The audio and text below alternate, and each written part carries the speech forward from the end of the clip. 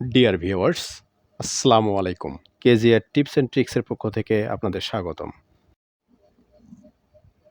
আজকের উপস্থাপিত বিষয়টা হচ্ছে আত্মসম্মান বৃদ্ধির কৌশল, tricks to increase self esteem. তো ভিউয়ার্স, শুরুতেই চলুন দেখে নেওয়া যাক আত্মসম্মান বা আত্মমর্যাদা বলতে আমরা কি বুঝি। আমরা নিজের সম্পর্কে যে বিচার, মতামত ও মূল্যায়ন করি সেটি আত্মসম্মান বা আত্মমর্যাদা। অন্যভাবে বললে আমাদের সম্পর্কে নিজের যে আবেগীয় মূল্যায়ন এবং নিজের প্রতি নিজের যে দৃষ্টিভঙ্গি, নিজের প্রতি নিজের যে অনুভূতি, সেটাই হলো আত্মসম্মান বা আত্মমর্যাদা। আত্মমর্যাদা যেভাবে তৈরি হয়, আত্মসম্মান সারা জীবনের অভিজ্ঞতার আলোকেই তৈরি হয়। অতীত অভিজ্ঞতাগুলো যদি ইতিবাচক হয় তাহলে আপনার মধ্যে উচ্চ আত্মসম্মানবোধ তৈরি হবে। অতীত এবং বর্তমান জীবনের সব আন্তঃব্যক্তিক সম্পর্কগুলো আত্মসম্মান তৈরিতে গুরুত্বপূর্ণ ভূমিকা পালন করে।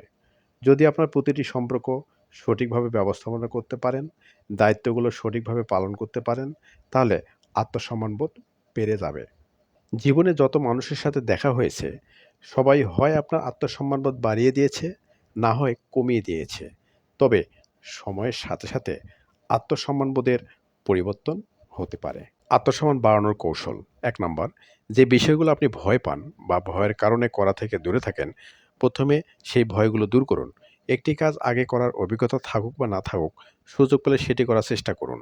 ব্যর্থতাকে স্বাগত জানান পরবর্তীতে উন্নতির জন্য।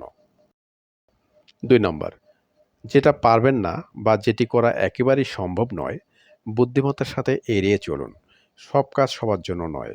যখন আপনি সহজেই নিশ্চিত হবেন কোনো একটি বিষয় পুরোপুরি আপনার আয়ত্তের বাইরে, সেটি এড়িয়ে যাওয়াই উত্তম। ৩ নাম্বার, পৃথিবীতে অন্যের জন্য যাই কিছু করেন না কেন, তার জন্য প্রতিদিন অপেক্ষা করবেন না। আত্মমর্যাদার উন্নয়নে মাঝে মাঝে মানুষের জন্য বিনিময়ের প্রত্যাশা না করে কিছু করুন, মনে প্রশান্তি আসবে। ৪ নাম্বার, একজন ব্যক্তি হিসেবে, পেশাজীবী হিসেবে আপনার দায়িত্বগুলো যথাযথভাবে গ্রহণ করুন এবং তা করতে আন্তরিক হন। কোনো সহযোগিতা লাগলে সেটির জন্য জিজ্ঞেস করুন। ৫ নাম্বার, নিজেকে সবসময় ইতিবাচক অটো সাজেশন দিন। আমি পারবো, আমার দ্বারা সম্ভব, সব কিছু ঠিক হয়ে যাবে, এরকম মন মানসিকতা ধারণ করুন। ৬ নম্বর, ইতিবাচক থাকুন। নিজের অধিকার, মতামত ও অনুভূতিগুলো প্রকাশ করুন, অন্যকে অসম্মান না করে। পাশাপাশি অন্যের মতামত, অনুভূতি ও আবেগের মূল্য দিতে গিয়ে নিজেকে কষ্ট দেবেন না। তুমিও ঠিক, আমিও ঠিক, এরকম ধারণা পোষণ করুন। ৭ নম্বর, আপনার ভালো দিকগুলো এবং যেগুলো আপনি উন্নতি করতে চান তার একটা তালিকা করুন। আপনার ভালো দিকগুলো বেশি বেশি অনুশীলন করুন, কাজে লাগান এবং অগ্রগতি পর্যালোচনা করুন। ৮ নম্বর, যত বিপদ আসুক, আঘাত আসুক, ধৈর্য ধারণ করুন। নিজের রাগকে ইতিবাচকভাবে প্রকাশ করুন, আপনার সময় আসবেই। ৯ নম্বর, নিজের সম্পর্কে নেতিবাচক চিন্তা বা ধারণাগুলো লিপিবদ্ধ করুন। এরপর সেগুলোকে চ্যালেঞ্জ করুন। আপনার ধারণার পক্ষে বেশিরভাগ সময়ে কোনো প্রমাণ পাবেন না। তাই নিজের সম্পর্কে নেতিবাচক ধারণা ত্যাগ করুন।